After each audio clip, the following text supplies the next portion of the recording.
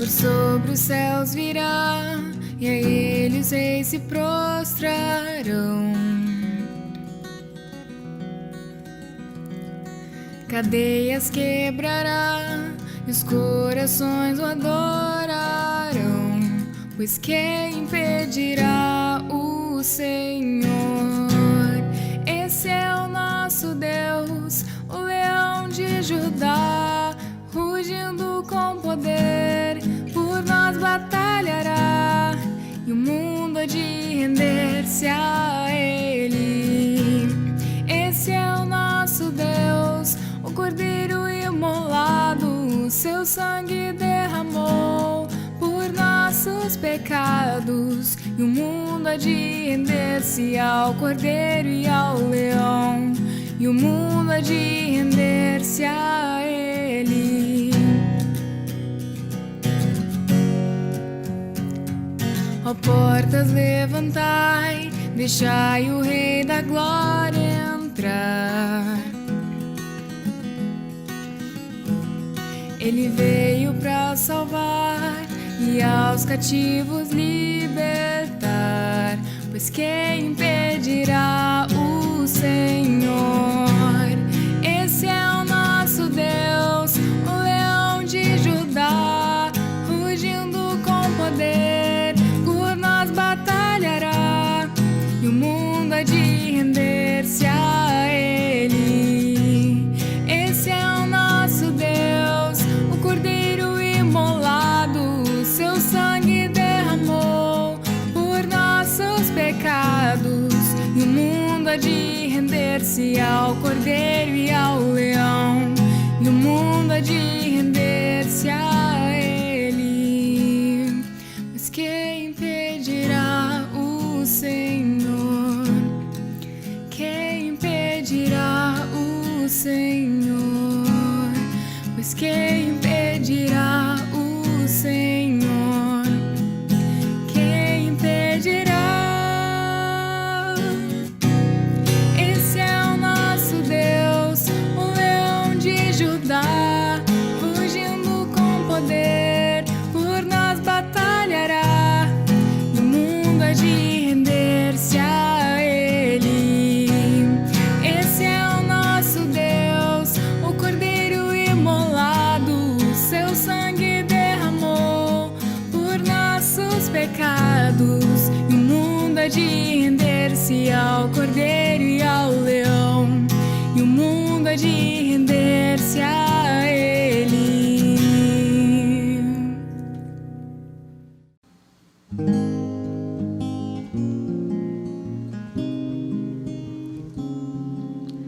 Tu és fiel, Senhor, meu Pai celeste, pleno poder aos teus filhos darás. Nunca mudaste, tu nunca faltaste, tal como eras, tu sempre serás.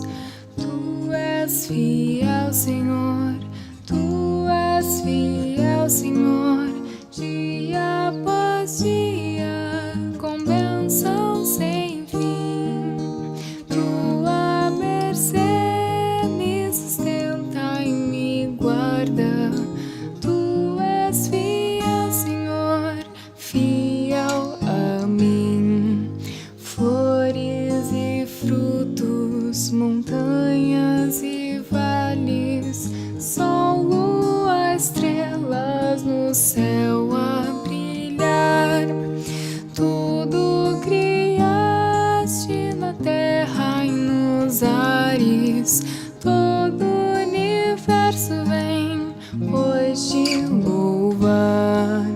Tu és fiel, Senhor, tu és fiel, Senhor, dia após dia, com bênção sem fim. Tua mercê me sustenta e me guarda.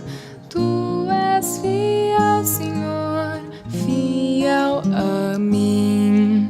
Pleno perdão, tu dás paz, segurança, cada momento me guia, Senhor, e no porvir, ó, com doce esperança, desfrutarei do teu rico favor.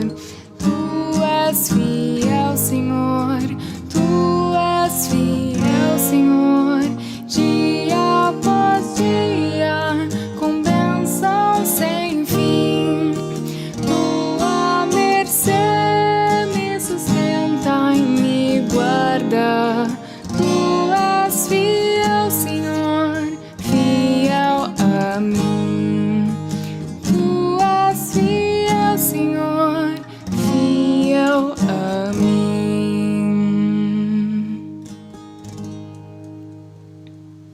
Olá, que bom que você está por aqui. Eu sou o pastor Christian, da Igreja Evangélica do Caminho.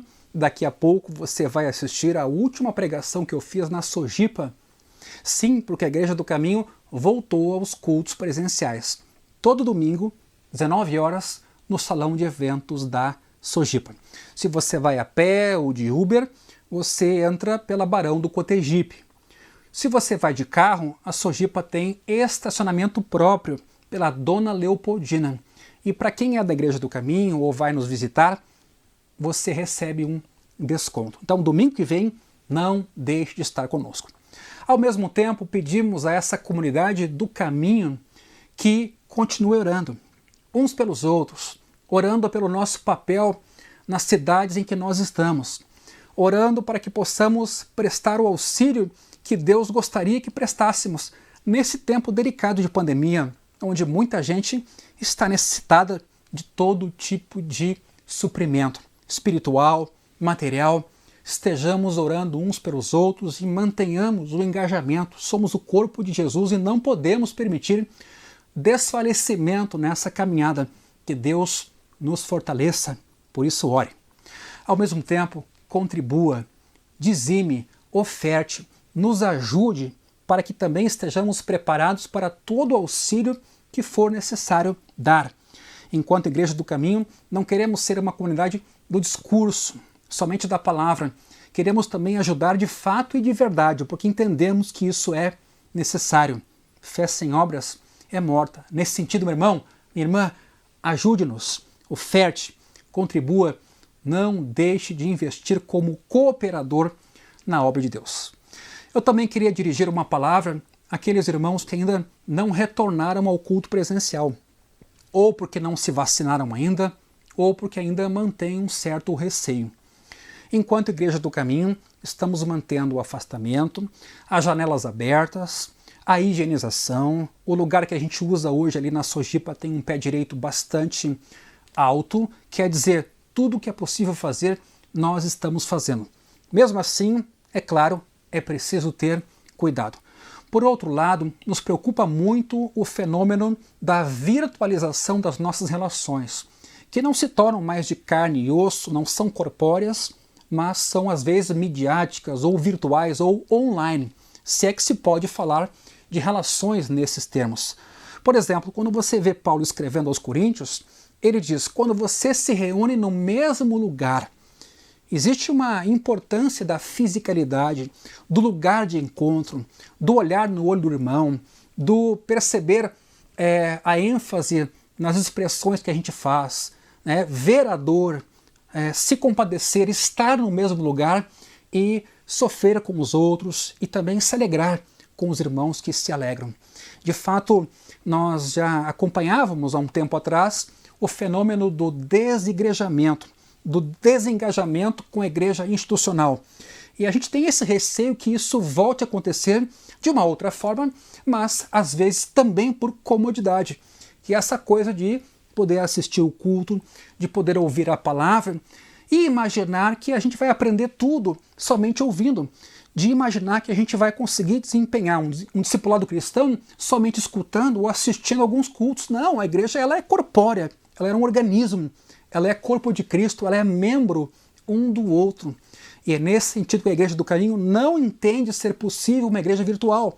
Nós nos entendemos de igreja local, que ama de fato e de verdade, que se engaja socialmente, que tem comunhão, que desenvolve discipulado cristão, que não é uma coisa teórica, mas é uma coisa de verdade.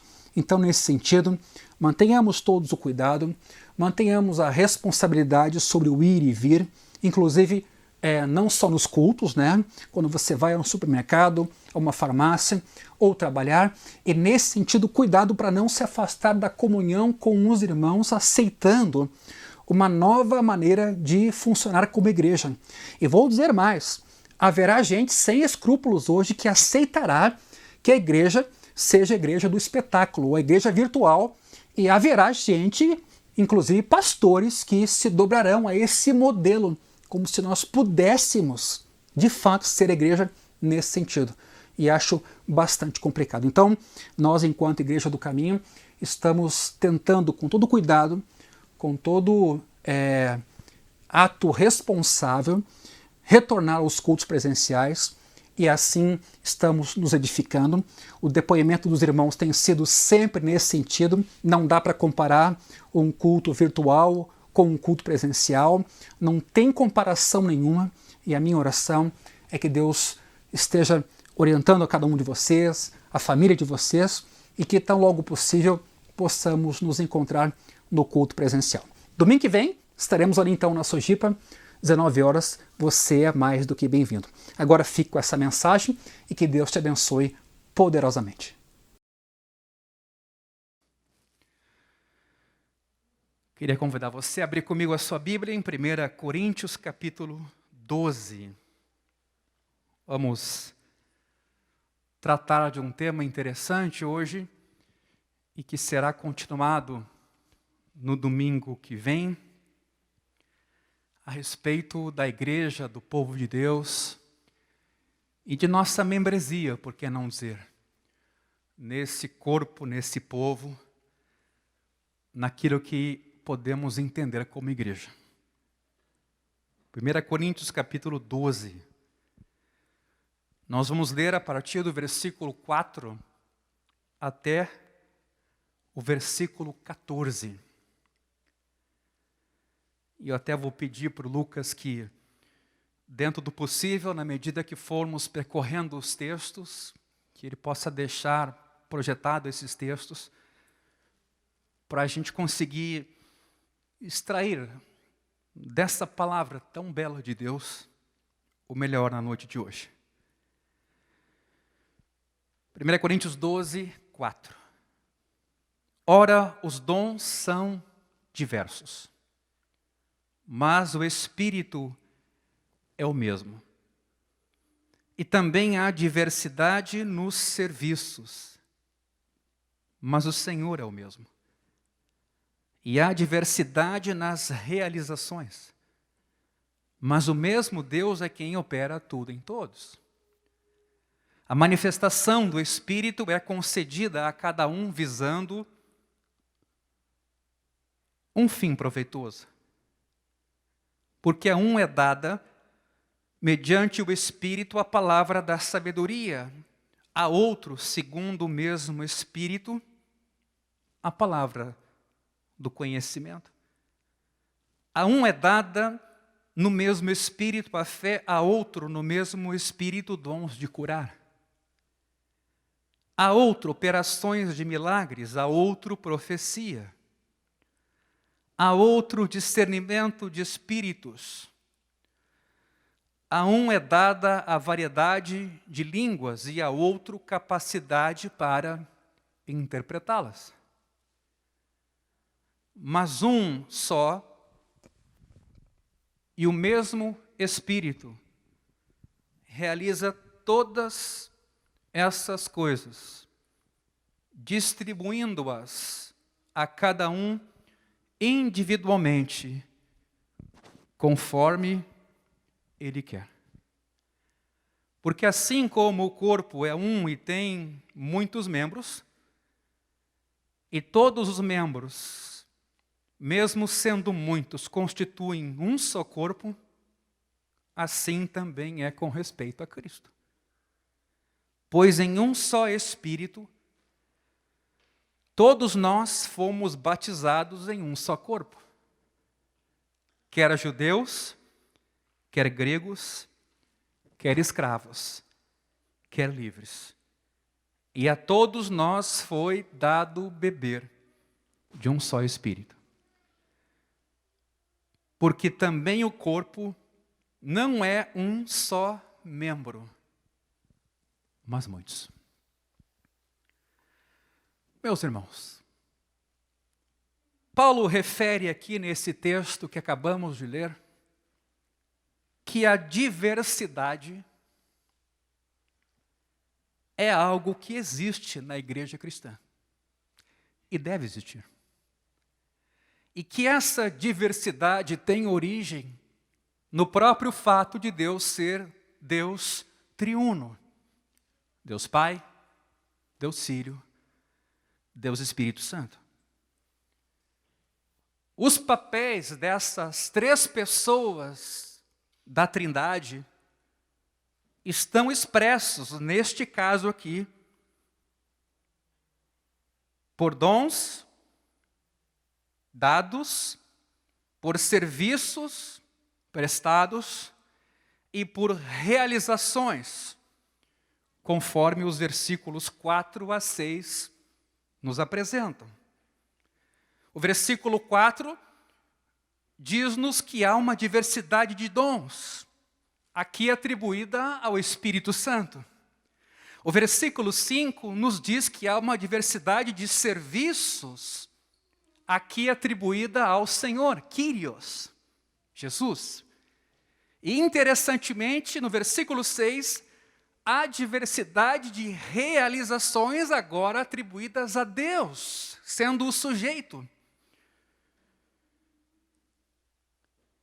E aqui, por isso, podemos deduzir que Deus, pelo seu Espírito, concede diversas manifestações a pessoas diferentes para o bem comum. Na nossa tradução, NAA, para um fim proveitoso. Quer dizer, essa ideia dos dons sendo dados para o benefício da comunidade passa agora a ser exemplificada nos versículos 8 a 10, onde a gente vê citados dons, ministérios e operações. Mas comecemos do princípio. Versículo 4. Os dons são diversos, mas o Espírito é o mesmo. Esses versículos, meus irmãos, destacam o tema da diversidade e caracterizam a atividade de cada uma das pessoas da Trindade. Note aqui a repetição de uma palavra, o mesmo. A repetição de o mesmo para cada uma das pessoas divinas, Pai, Filho e Espírito Santo, parece enfatizar que o único Espírito, Senhor e Deus se manifesta em uma grande variedade de dons e ministérios.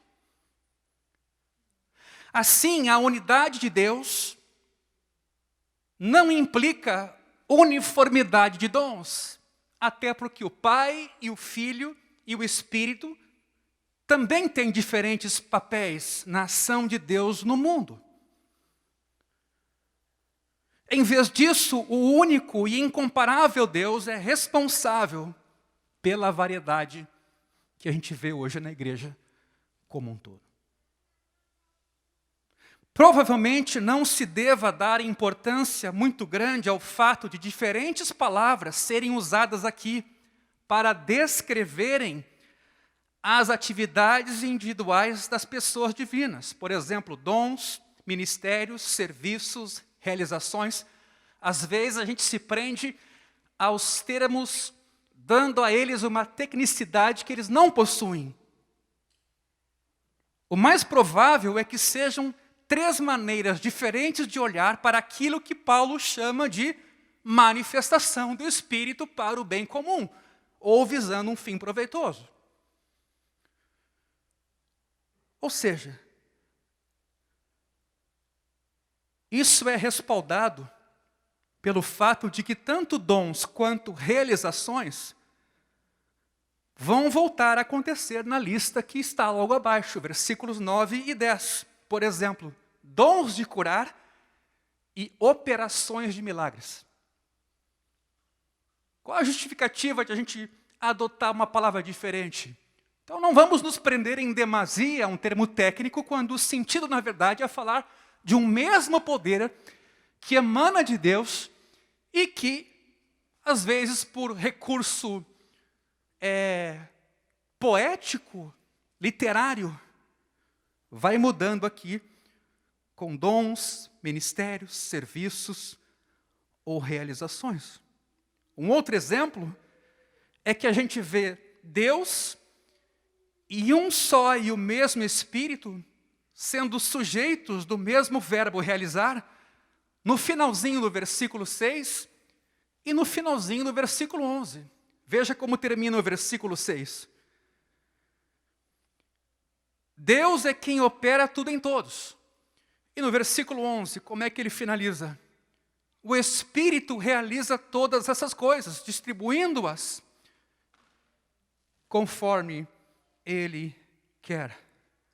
Então é preciso ter cuidado aqui para não termos uma postura preciosista, coisa que não passava pela cabeça de Paulo quando lidou com este tema. De todo modo, meus irmãos, é provável sim que a palavra carisma, palavra grega para dom, seja demasiadamente limitada para abranger a grande variedade de atividades divinas mencionadas aqui. Por exemplo, apóstolos e profetas seriam mais bem descritos como ministérios, ao passo que profecia, bom, aí sim, é um carisma. Mas todas essas distinções são do nosso interesse, até pela nossa história, e não interesse de Paulo lá no primeiro século, para quem a ênfase está muito mais na variedade dos dons e na origem deles, como tendo vindo da parte de Deus. Ao mesmo tempo, olhando para esse texto, é provável que os três substantivos, dons, serviços e realizações, reflitam aquilo que para Paulo é um aspecto básico das três pessoas divinas, Pai, Filho e Espírito Santo. Assim, ainda que em outras passagens a palavra carisma não seja associada a Espírito, para a surpresa de alguns, ela é muito mais associada a Deus no Novo Testamento, aqui ela é associada ao Espírito intencionalmente, mostrando as maneiras pelas quais o Espírito opera no povo de Deus e entre ele. E essa tríade chega ao clímax com a frase sobre Deus Pai. É provável que com o substantivo daquilo que Deus faz, Paulo não tem em mente dons ou manifestações individuais, mas o fato de que todas as coisas feitas na igreja são produto da operação poderosa de Deus. Veja o versículo 6, a última frase.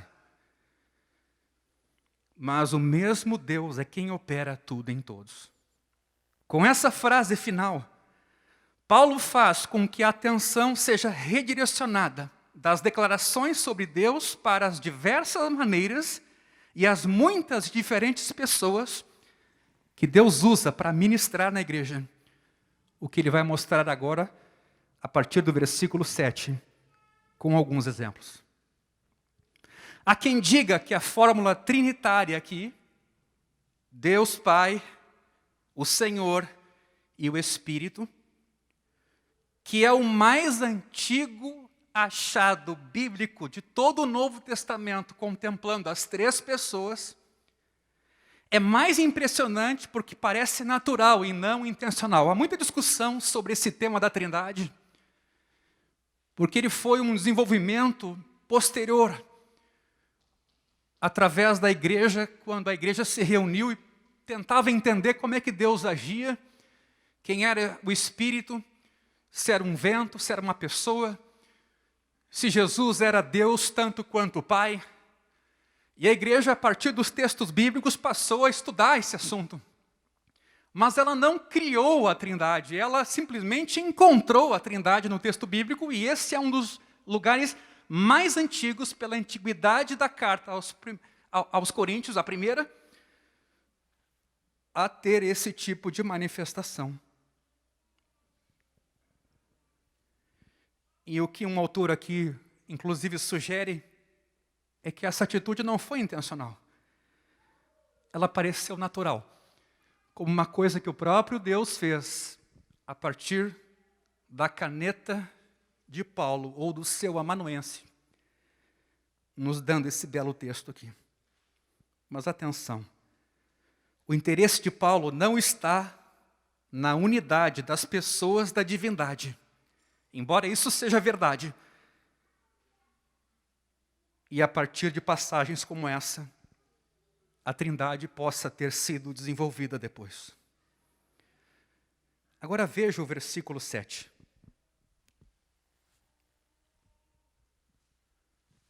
Paulo passa a expor aqui: a manifestação do Espírito é concedida a cada um visando um fim proveitoso. Paulo passa a expor como a diversidade da divindade funciona na vida da igreja. Não é criação nossa. E ele vai ilustrar isso a partir dos versículos 8 e em diante, quando mostra que cada um tem um dom, cada um tem uma operação, um serviço. Cada um é a maneira de Paulo destacar a diversidade. Isso é textual, cada um. Com isso, ele não pretende enfatizar que cada uma das pessoas da comunidade tem o seu próprio dom. Mas ele enfatiza os muitos que constituem a comunidade como um todo. Além disso, o que cada um recebe não é um dom, mas uma manifestação do Espírito. É o que o versículo 7 nos diz. Ou seja, a ênfase está sobre o Espírito Divino e não sobre os dons em si. Coisa que não é muito clara em nossos dias, quando os dons acabam trazendo evidência a quem os manifesta. A urgência de Paulo não é que cada crente tenha um dom e aí então se mobilize a igreja a trabalhar, mas que o Espírito se manifesta em uma grande variedade de formas e a cada um é dada a manifestação do Espírito. Veja, visando um fim proveitoso. Essa mesma construção gramatical está em 1 Coríntios 6, 1 Coríntios 7:35, 10:23. O que significa é que os diferentes tipos de dons são para a edificação da comunidade como um todo, e não primeiramente para o benefício do crente, enquanto indivíduo, por meio de quem esse dom se expressa. Isso é muito importante. Isso muda completamente a compreensão desse assunto. Lamentavelmente, e com muita frequência, esses dons às vezes acabam se tornando a ênfase ou interesse de estudo numa época posterior, como em nossos dias. E a gente recorta esse trecho do contexto e começa a reivindicar que eu tenho, ou você tem um dom, e que é preciso exercê-lo. Nós não vamos abordar os versículos 8 até o 10, porque para isso a gente ia precisar alguns encontros. Eu vou dar um salto aqui para o versículo 11 e vocês vão entender por quê. Veja o versículo 11. Mas um só e o mesmo Espírito realiza todas essas coisas, distribuindo-as a cada um individualmente, conforme Ele quer. Meus irmãos, A diversidade é o produto de um Deus único. Isso é um mistério para nós. Mas basta a gente olhar para a terra, para o mundo criado, para os seres humanos, e a gente vai perceber, mesmo olhando para a igreja cristã, que a diversidade está presente em todo lugar. Esse Deus, pelo Espírito, realiza ou opera, como diz o versículo 6, todas essas coisas, uma referência à lista que a gente pulou agora. Onde a gente vê, por exemplo, palavra de sabedoria, a gente vê o dom da fé, a gente vê operação de milagres, a gente vê profecia, variedade de línguas e até a capacidade para interpretá-las. O texto diz que esses dons ou manifestações são distribuídas a cada um, indicando a variedade e a operação ativa do Espírito na repartição dessas manifestações. A novidade é o finalzinho.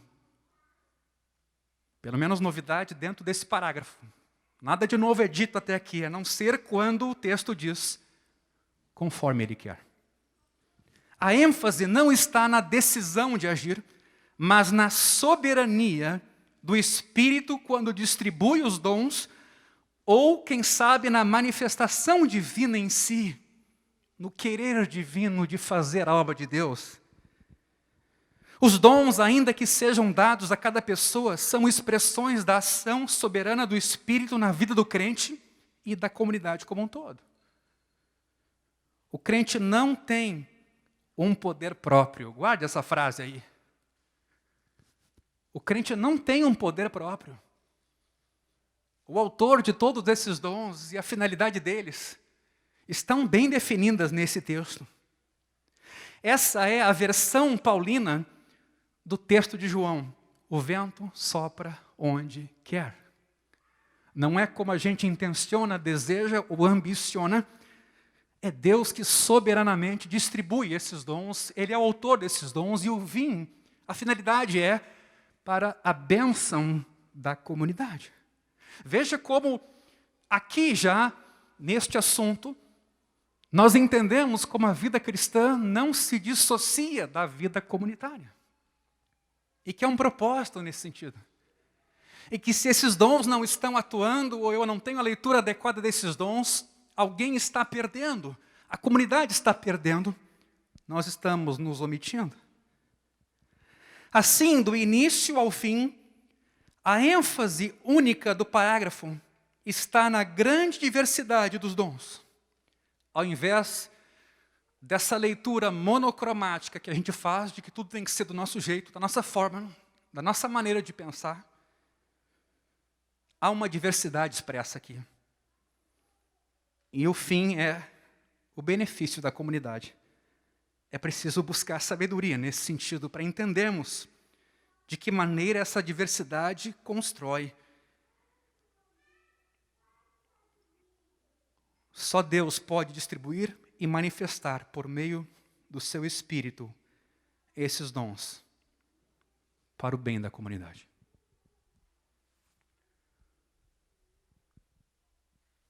Meus irmãos, um comentário que eu escrevi aqui a respeito deste assunto. Com exceção do movimento pentecostal mais tradicional, a igreja em geral demonstrou pouquíssimo interesse nesse parágrafo aqui. Até que no final de 1950, alguns fenômenos, tanto na Igreja Católica Romana, quanto em círculos protestantes tradicionais, começaram a acontecer. Isso resultou em um volume grande de livros e artigos acadêmicos e populares sobre os dons listados que a gente pulou agora há pouco, porque não teria tempo nesse culto de abordar adequadamente a todos. O que eu quero dizer com isso? A maioria desses textos pressupunha que esses dons estavam disponíveis a cristãos de todas as épocas, e não somente aos cristãos do primeiro século, como ainda muitos sustentam hoje. Embora alguns não vissem os fenômenos com bons olhos, quer dizer, esse movimento de renovação que eclodiu no final da década de 50, a maioria era moderadamente cautelosa, sugerindo uma abertura para aquilo que o Espírito poderia fazer, mas geralmente também apresentando corretivos para os abusos e excessos praticados. No entanto, também houve uma enxurrada de textos que tinham o objetivo específico de restringir esses dons a somente a igreja do primeiro século. É apropriado dizer a respeito da maioria desses textos, e agora eu cito Gordon Fee, que é um pentecostal, mas um biblista de mão cheia, e que transita em todas as comunidades, praticamente. A maioria desses textos que seus autores encontraram foram textos onde eles procuraram aquilo que já haviam encontrado e continuaram a rejeitar essas manifestações na igreja cristã. Também pode-se dizer com justiça que tal rejeição não tem base exegética. E eu cito de novo Gordon Fee aqui, mesmo autor do livro Entendes o que Lês. Mas em todos os casos é resultado de um prévio compromisso hermenêutico e teológico. Ou seja, em síntese, o que esse autor está a dizer é que não há base exegética para afirmar que os dons que operaram na igreja no primeiro século, eles cessaram. E que mais é um pressuposto assumido, uma decisão já tomada de que esses dons cessaram, e aí então a pessoa sai à cata de textos bíblicos para justificar uma decisão já tomada previamente, e muitas das vezes, porque hoje nós não vemos a mesma quantidade de milagres que naquele tempo se viu, registrados no Novo Testamento. A pergunta que cabe fazer é se isso é um critério seguro para a gente dizer que os dons cessaram e que hoje, então, a igreja tem que trabalhar de outras formas. Aí alguém vai dizer, mas aqueles milagres aconteceram para credenciar Jesus e os apóstolos, para que então depois as pessoas crescem por médio ou por intermédio da palavra? Eu, sinceramente, não vejo lógica e coerência suficiente nessa abordagem, em especial, porque não vejo por que distinguir aquelas pessoas daquele tempo das pessoas do nosso tempo. Aí você pode me dizer, mas a nossa cultura já conhece Jesus e já tem evidências cristãs, já tem uma Bíblia, mas a nossa cultura é tão secularizada que às vezes eu penso que esse conhecimento nominal talvez é até mais negativo pelo preconceito que causa do que se as pessoas não tivessem conhecido nada e pudessem então estar abertas a uma nova mensagem. Então vejam, abusos neste sentido foram praticados, excessos foram praticados. A gente sabe dos abusos que muitas vezes são perceptíveis do movimento pentecostal, mas daí a tratar a partir dos abusos, a inviabilização ou o cessamento desses dons, a partir de exegese bíblica e encontrar no texto bíblico afirmações categóricas de que esses milagres não acontecem mais, é, do meu ponto de vista, bastante corajosa a postura. Ou seja, por que não oramos para que Deus se manifeste no nosso país? Entendendo os dons como um serviço para o bem dos demais e não para enaltecimento próprio. E não para a manipulação de Deus, e não para fazer riqueza, nome e poder, mas para servir. Por que aquelas pessoas lá tiveram a oportunidade, juntamente com a mensagem, de verem Deus agindo sobrenaturalmente, por que não dizer fisicamente, E a nós essa oportunidade, ou a muitos outros, ela não é dada. E é nesse sentido que Gordon Fee vai sustentar que não há base exegética, a partir de interpretação bíblica textual, que diga que esses dons pararam de acontecer. A pergunta que eu faço é: quais foram as outras coisas que deixaram de acontecer na vida da igreja, além desses milagres ou eventos sobrenaturais, para as quais a gente não deu tanta atenção e que igualmente cessaram?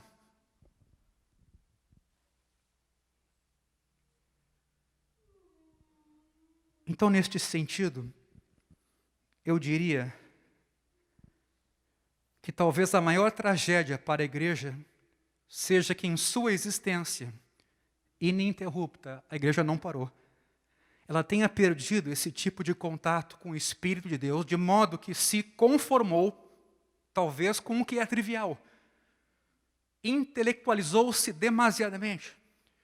E com isso sentiu a necessidade premente de se justificar dessa maneira. E foi a cata de argumentos nessa direção.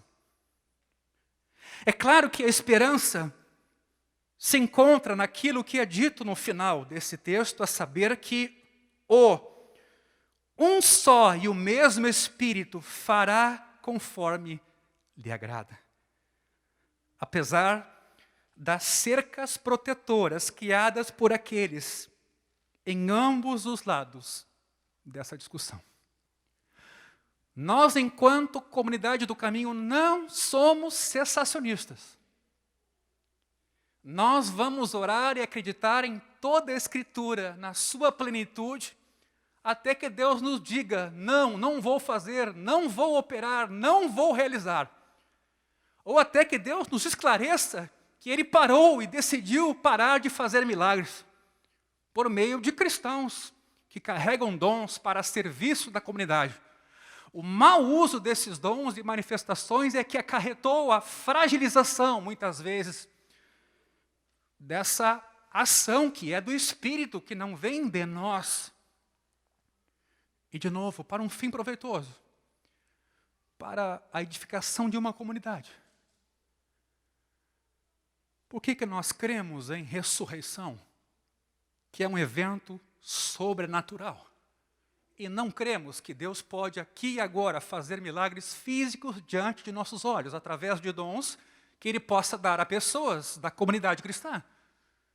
É extremamente perigoso, em nome da Escritura, dizer que esses dons cessaram. Isso é extremamente perigoso a partir de uma leitura que nós fazemos da realidade, onde a gente julga que esses dons cessaram, a partir de fatos. A pergunta é se esses fatos são conclusivos a respeito do que Deus é e se Ele deixou de realizar os seus milagres. Versículo 12, de 1 Coríntios 12. Porque assim como o corpo é um e tem muitos membros, e todos os membros, mesmo sendo muitos, constituem um só corpo, assim também é com respeito a Cristo. Veja, meus irmãos, há uma leve mudança aqui nesse texto. Para ressaltar o que Paulo apresentou antes, ou seja, a necessidade da diversidade, mas numa igreja unida, em contraste com a uniformidade, que é todo mundo fazendo a mesma coisa, Paulo adota aqui uma analogia muito comum na antiguidade, que é a analogia do corpo. É preciso ter cuidado com a interpretação de analogias, preste bem atenção nisso, porque a partir do mau uso das analogias se fez muita loucura na área da interpretação bíblica. Muita alegorização de texto, porque a gente imaginava que uma analogia, quando interpretada, a gente podia ter liberdade de fazer dela todas as implicações imagináveis. Por exemplo, igreja como corpo. Bom, então eu penso tudo que é um corpo humano para daí deduzir o que é igreja. Errado. Toda analogia tem uma finalidade muito pontual e específica. Ela não é ampla e restrita para aplicação completa e total.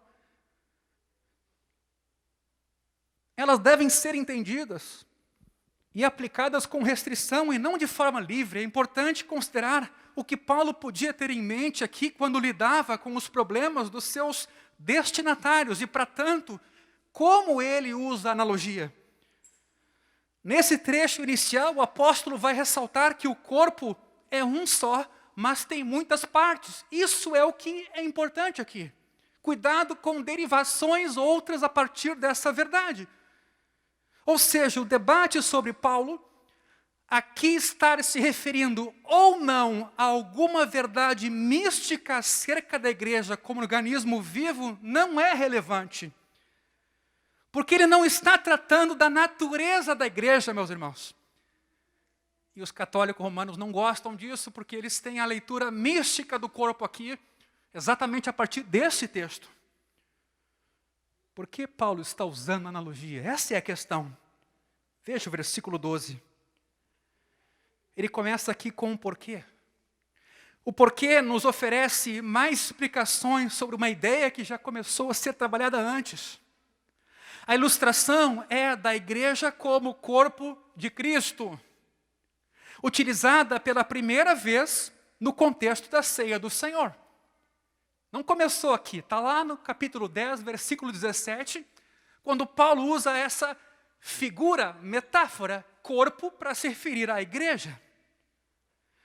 Só que essa ilustração era comum no mundo antigo, os estoicos usaram ela, Joséfo usou ela, mas nem todos deram a mesma interpretação. Por isso era provável que os coríntios entenderam o que Paulo queria dizer. A primeira vez que essa figura apareceu, em 1 Coríntios 10, 17, Paulo queria passar a ideia de que os muitos são um único corpo, com base no fato de os muitos comerem de um pão único, a mesa do Senhor. Veja, é uma ênfase um pouco diferente, que dá a entender que pelo fato de comerem do mesmo corpo, do mesmo pão, é que havia essa identidade única da comunidade como corpo. Mas na passagem que a gente está trabalhando, a ênfase passa a ser os muitos que compõem o corpo único. O corpo é um, embora tenha muitos membros. Pense no corpo humano aqui, aí sim. O corpo é um só. Mas os membros têm uma certa independência. Conduzidos pela cabeça. Bom, aqui também já há que se ter cuidado com derivações e liberdade de interpretação a partir do que seria corpo e o que nós podemos deduzir disso. O erro coríntio, isso é importante, era pensar que a uniformidade tinha valor e que representava a verdadeira espiritualidade.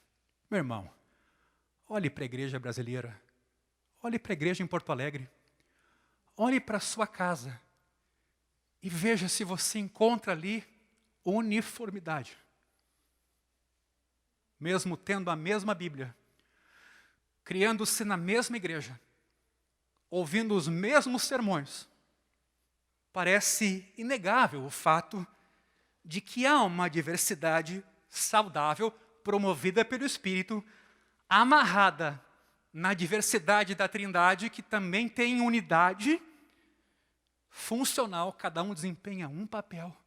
E vejam então como o dom espiritual precisa ser executado dentro do corpo de Cristo, na conformidade da comunhão com os irmãos. A preocupação de Paulo é com a unidade deles.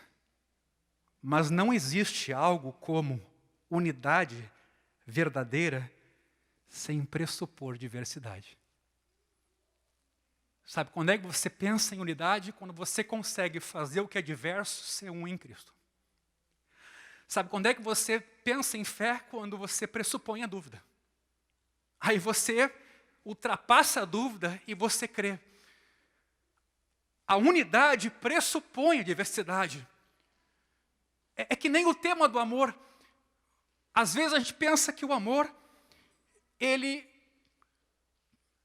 é uma coisa importante na família. E de fato ele é. Eu diria mais, ele é indispensável, porque ele vai ser necessário a todo momento para haver perdão. Porque sempre o casal será imperfeito, então o amor vai mediar relações imperfeitas. Ou seja, a preocupação de Paulo é com a unidade. Não existe verdadeira unidade sem pressupor diversidade. Ao dizer, assim também é com respeito a Cristo, Paulo está usando aqui uma metonímia, ou seja, Cristo aqui é uma forma abreviada de se referir à igreja como o corpo de Cristo. É que nem quando você fala tantas cabeças de gado, você não está falando só das cabeças, você está falando do gado. Pois bem, aqui, quando Cristo é mencionado, é uma forma de tratar do corpo dele como um todo. Veja o versículo 13. Esse versículo, meus irmãos, explica ainda mais a pressuposição de que o corpo é um só. No entendimento de Paulo, o que faz com que os coríntios sejam um, não é apenas o artigo de fé que eles têm em comum. Não é. Hoje a gente tem uma confissão de fé na Igreja do Caminho, subscrita, assinada embaixo. Mas não é isso que nos faz um. Não é isso que nos dá unidade, como muita gente imagina. Eu sou a favor de a gente ter por escrito uma confissão de fé, mas unidade é um pouco mais do que isso. Às vezes a gente subscreve uma confissão dessas sem entender plenamente ela. Ou às vezes a gente entende com a cabeça e o corpo não obedece.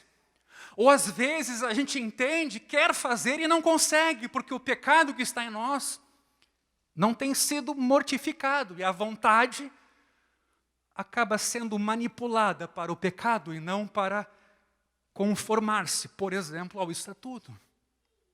Esse é um dos desafios em nossos dias. E quero que você preste atenção nesse assunto aqui. Ou seja, o que faz com que os coríntios sejam um não é apenas o artigo de fé que eles têm em comum, mas especialmente a experiência comum que eles têm do Espírito. O mesmíssimo Espírito responsável pela grande diversidade que ele acabou de apresentar diante deles. E que se manifestou por meio dessa diversidade. Vimos agora dos versículos 4 a 11.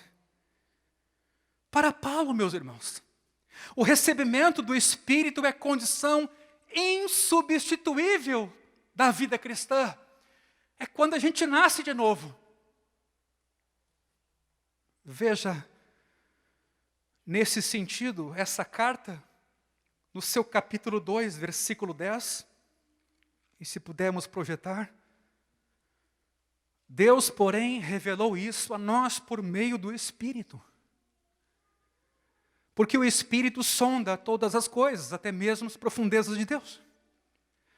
Pois quem conhece as coisas do ser humano, a não ser o próprio espírito humano que nele está? Assim, ninguém conhece as coisas de Deus, a não ser o Espírito de Deus. E nós não temos recebido o Espírito do mundo, e sim o Espírito que vem de Deus para que conheçamos o que por Deus nos foi dado gratuitamente.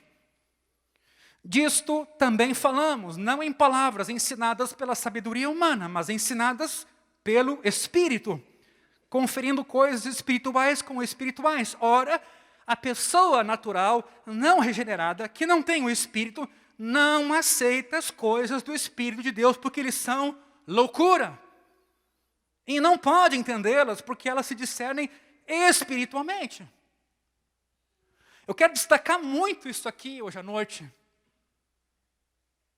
Não só porque eu quero, porque o texto mesmo está a destacar o papel do Espírito em nos constituir, em definir nossa identidade e em definir o que nós somos. Quando, talvez em nosso tempo, predomina muito o aspecto intelectivo.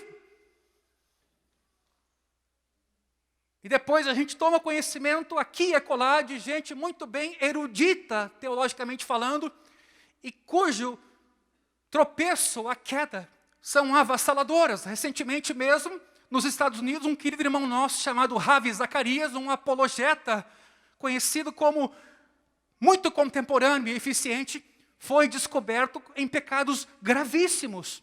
Sua filha veio a público contratar uma auditoria para denunciar as práticas equivocadas dessa pessoa. Uma pena. Parte intelectiva. Sim, ela é importante. Sim, ela é uma dimensão nossa. Sim, nós não somos pessoas que, em nome do Espírito, esquecem-se da razão. A razão Deus nos deu. Por isso não somos animais.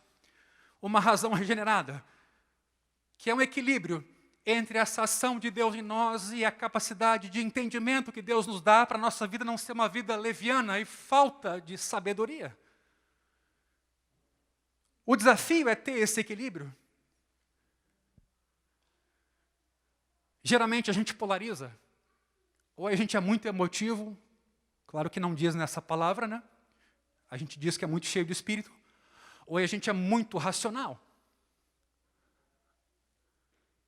E eu vejo aqui exatamente essas duas dimensões como importantes. Mas a constituição de cada um de nós como filho de Deus não veio de forma cognitiva, veio através de uma ação do Espírito que reformou a nossa mente para entendermos a vontade de Deus.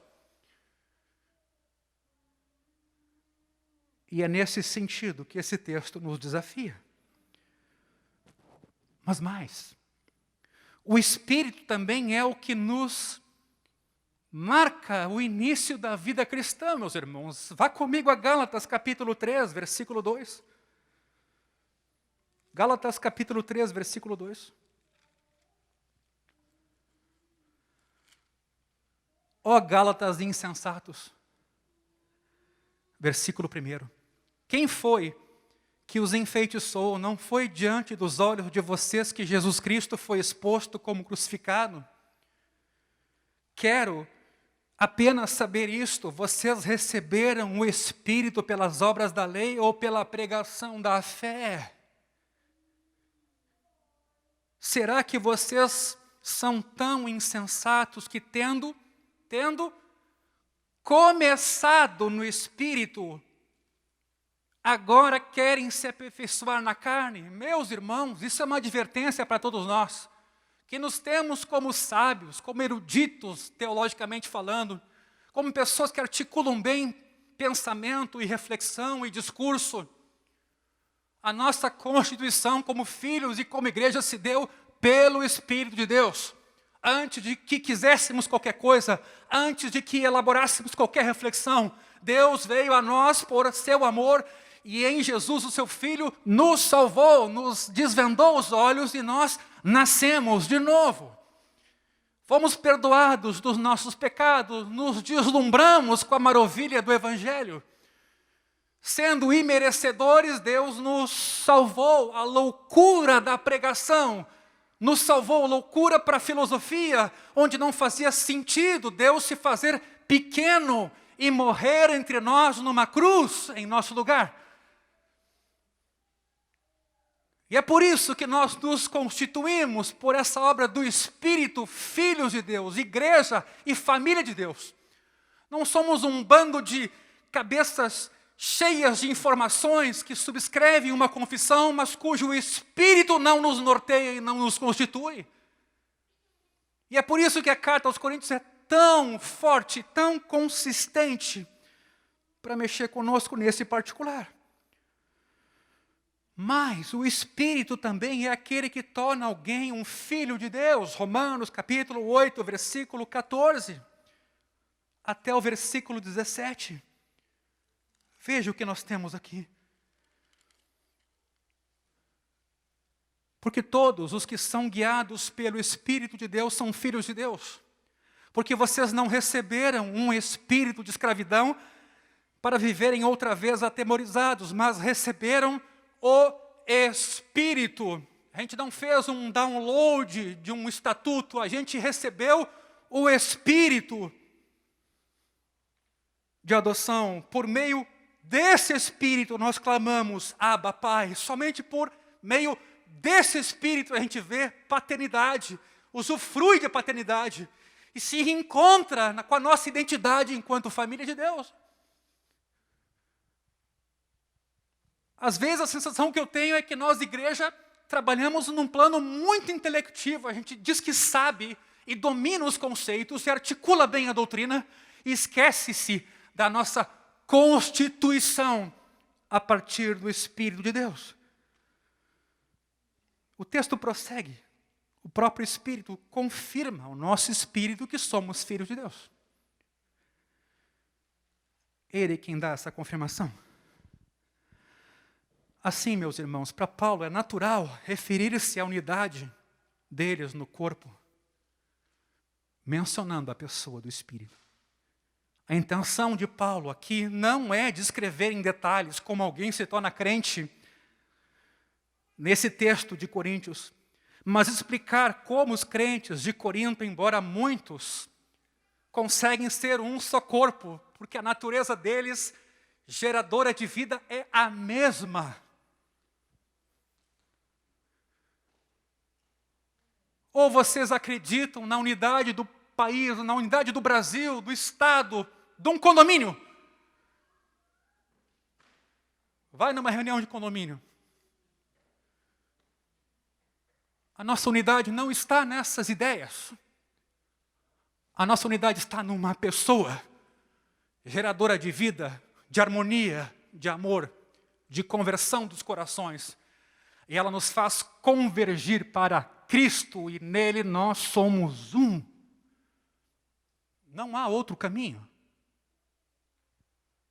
Por isso que hoje a gente fala em filosofias. Abordagens, teologias contemporâneas. Toda reflexão é livre. Papel aceita tudo.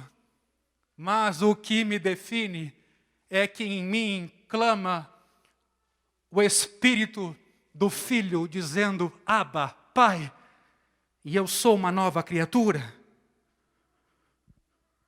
Veja, pelo Espírito, todos receberam igualmente a mesma vida e todos foram nele igualmente batizados. Para isso, Paulo usa expressões paralelas para se referir aqui ao recebimento em comum do Espírito no início da vida cristã deles. Versículo 13. Em um só Espírito todos fomos batizados, e a todos nós foi dado beber de um só Espírito. Por que duas vezes? Por que duas vezes a menção a Espírito? Não pode. Não pode ser circunstancial, periférico, menos importante. É a mesma coisa que está sendo dita, mas duas vezes. E nas duas vezes, o Espírito está presente como em quem somos batizados e de quem também nós bebemos. É preciso acrescentar, meus irmãos, que essas metáforas, batizado no Espírito e beber do Espírito, deixam implícito aqui um recebimento do Espírito que é muito mais experiencial e visivelmente manifesto do que muitos tenderam a experimentar na história subsequente da igreja cristã. Talvez seja por isso que um bom número de estudiosos da Bíblia fica pouco à vontade com o Paulo dessa passagem aqui. O objetivo da imersão comum deles no mesmo Espírito é que sejam colocados em um só corpo. Como é que nós vamos encontrar a unidade na igreja cristã se temos diferenças sobre o papel do Espírito enquanto constitutivo da nossa identidade? A finalidade da nossa experiência comum do Espírito é que todos os crentes sejam constituídos em um só corpo. Daí que, em um só Espírito, todos nós fomos batizados em um só corpo, o texto diz. A base da unidade dos coríntios ainda é a unidade do próprio Deus, aqui expressa como um só Espírito. Portanto, a pergunta que pode ser feita é a seguinte: como eles, sendo muitos, se tornarão todos um único corpo, ou se tornaram? Só tem uma resposta: pela experiência comum e abundante do Espírito Santo de Deus. Não há qualquer abertura outra neste texto para qualquer outra ideia. Para enfatizar, e concluo, que o todos nós se tornaram um somente por meio do Espírito. Paulo acrescenta ainda, quer judeus, quer gregos, quer escravos, quer livres, versículo 13.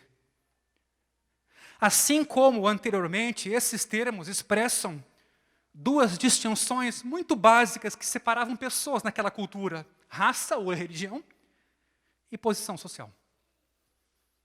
Em Cristo, estas antigas distinções foram destruídas, não no sentido de que a pessoa não é mais judia ou grega, mas no sentido de que isso não tem a mesma importância. Buscando-se evitar com isso ênfase naquilo que faz com que as pessoas sejam diferentes umas das outras. Tão somente por enfatizar a diferença.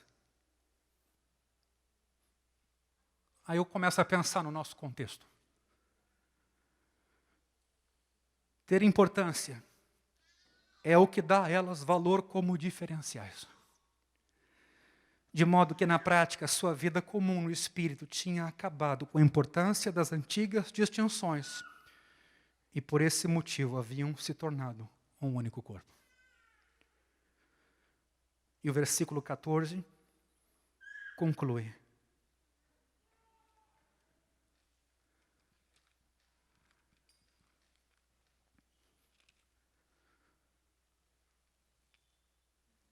porque também o corpo não é um só membro, mas muitos. Ainda que sejamos um único corpo que aconteceu mediante a experiência comum deles no Espírito, o próprio corpo, apesar de ser um só, não é constituído de uma parte, mas de muitas. E aqui o contraste é negativo, parece que algum problema estava acontecendo. Paulo tem que dizer: o corpo não é só um membro. Provavelmente essa frase tenha sido adicionada para frear, é o que dizem, a empolgação peculiar dos coríntios com falar em línguas. Porque elegeram esse dom como o dom, o único dom. E Paulo então tem que dizer: o corpo de Cristo são muitos membros, são muitos dons e com muitas manifestações. Meus irmãos, é fácil entender como, posteriormente na igreja, a ênfase desse texto mudou da preocupação de Paulo com a diversidade para a preocupação de Paulo com a unidade. Note essa sutil mudança. Deve-se observar que é claro que nossa preocupação posterior está ali, de que esse texto também nos dá subsídios para lidar com o tema da unidade. Mas o que é desconcertante é que aquilo que para Paulo é a base da unidade, a saber, a vida que eles têm em comum no Espírito, em períodos posteriores se tornou motivo de divisão e tensão. Se a obra do Espírito parece ser a causa da desunião entre alguns, com certeza isso não é a culpa do Espírito Santo. Infelizmente, a condição que temos em comum de sermos seres decaídos com frequência faz com que tanto orgulho quanto suspeita ou desconfiança prevaleçam quando se trata da obra do Espírito. Mesmo assim, a unidade é o resultado de nossa vida em comum no Espírito e não de nossas maquinações humanas. Será que é nossa carência do Espírito que nos tem impelido a buscar uma unidade baseada em outras coisas?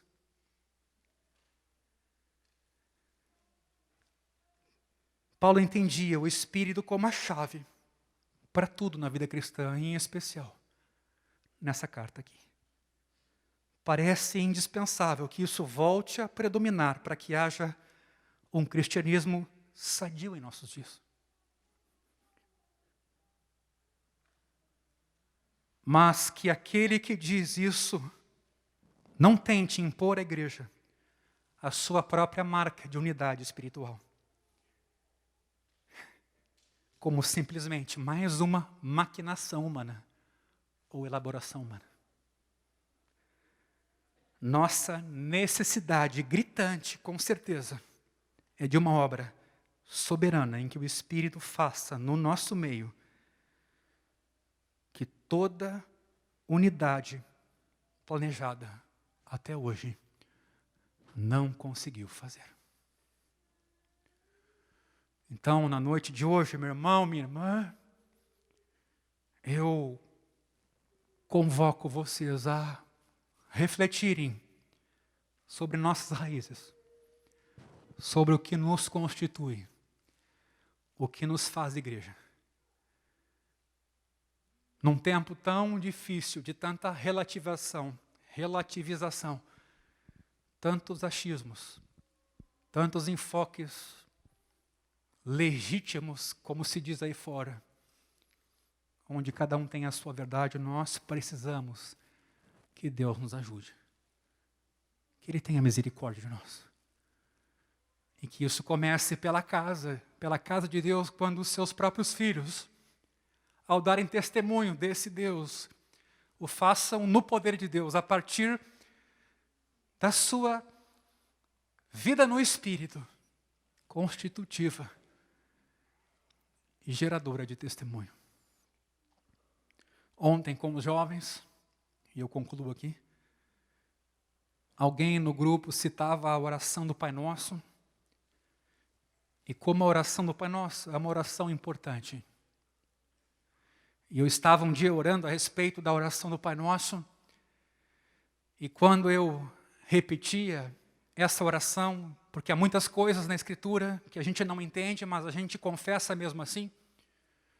Quando eu repetia, santificado seja o teu nome, eu várias vezes trancava nessa passagem e perguntava, o que é isso?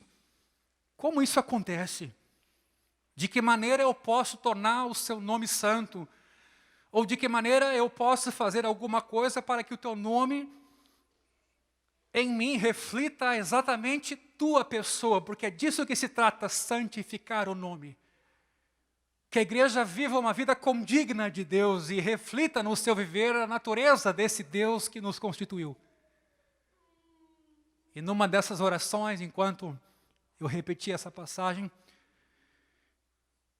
e fazia a afirmação, santificado seja o teu nome, eu me lembrava que essa fala também é um pedido.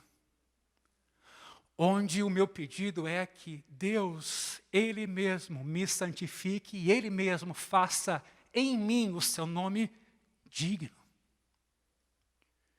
Que não seja uma obra minha de tentativas, de erros e acertos, mas que santificado seja o teu nome, seja um pedido que eu faço para que o próprio Deus em mim se revele e seja glorificado. Para que o mundo creia. Para que a minha esposa creia. Para que os meus filhos creiam. Para que aqueles que estão mais próximos de nós creiam em Deus que vive em nós. Baixa a tua cabeça nesta noite.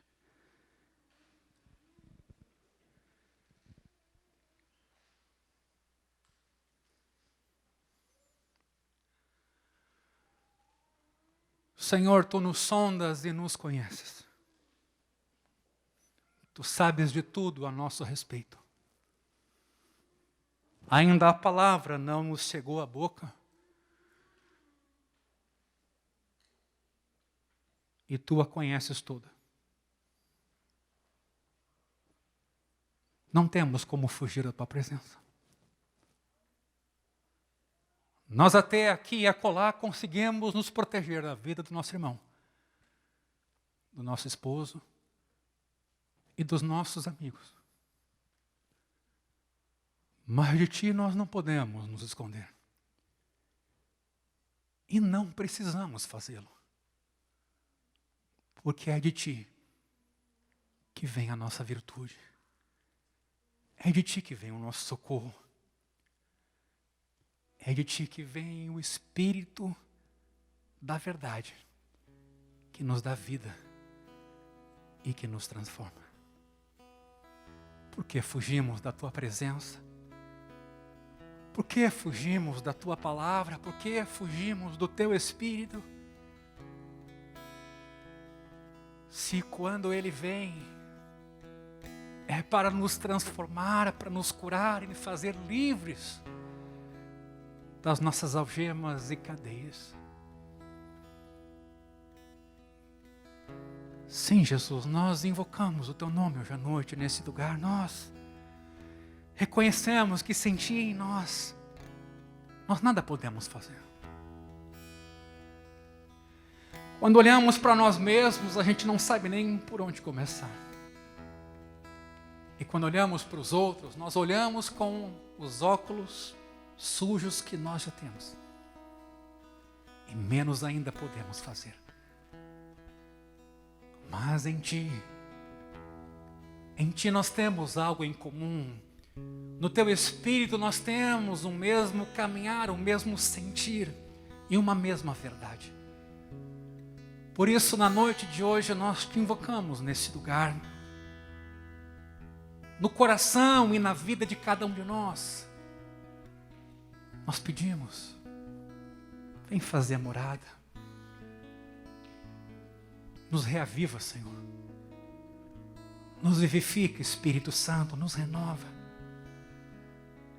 Um tempo tão difícil, onde a argumentação não é suficiente e não será. Onde o coração do ser humano é movido por desejo, por afeto e por inclinação.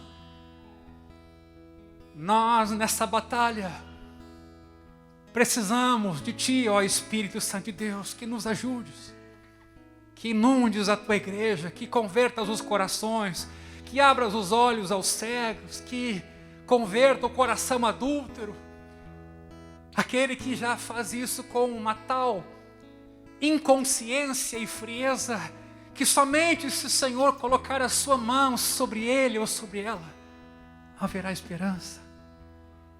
Sim, Jesus. É a Tua igreja que clama, que Te invoca e que reconhece nossa carência de Ti, da Tua pessoa, da Tua vida e do Teu poder.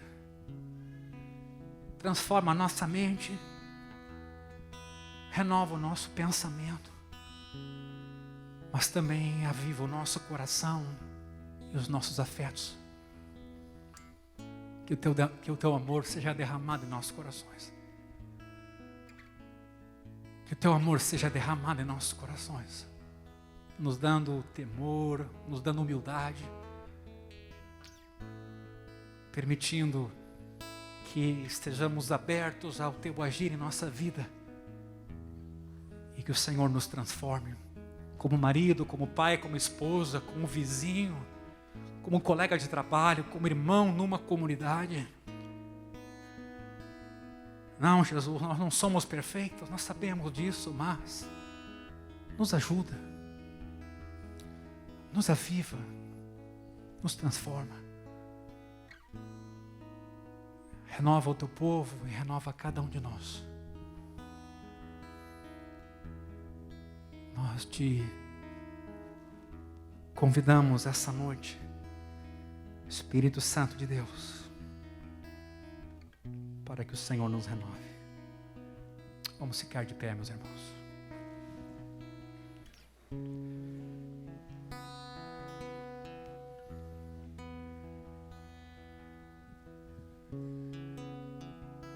A minha vida toda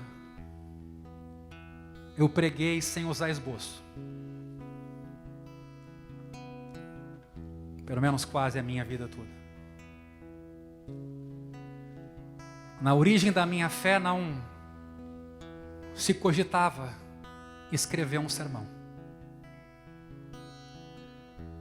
E a ideia sempre daquilo que era escrito, pensado e refletido era: o Espírito de Deus ali não está. Uma ideia dualista. O perigo é você ir sempre para os extremos. Eu sei que as pessoas se comunicam de maneiras diferentes, alguns se sentem mais tocados intelectualmente, outros mais afetivamente. E assim é que a gente elege um pregador ou outro, um pastor ou outro, isso é natural que aconteça. O que não é natural é a gente acabar com uma diversidade, inclusive constitutiva de cada um de nós. A gente é mente, razão, mas a gente também é devoção e coração.